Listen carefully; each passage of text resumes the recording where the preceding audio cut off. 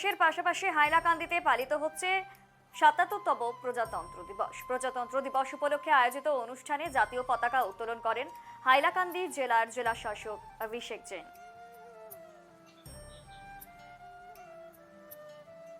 ঠিক কি ছবি উঠে আসছে রামধনের মাধ্যমে দেখে নেব।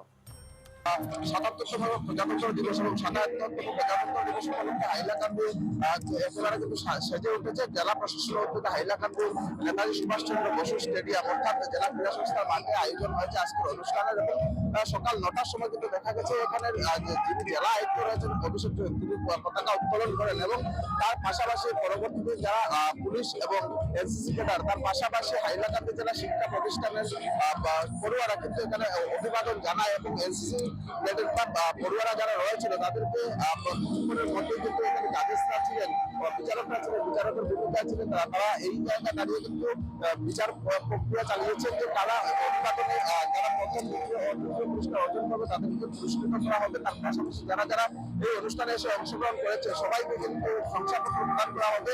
আমি দেখাচ্ছি এখানে সামগ্রিক অনুষ্ঠান স্থল রয়েছে হাইলাকান্দি দেখতে যাচ্ছি অসংখ্য মানুষ এসে উপস্থিত হয়েছে জেলা প্রশাসন অনুষ্ঠানে জেলা রয়েছে পুলিশ প্রশাসন রয়েছে সামগ্রিক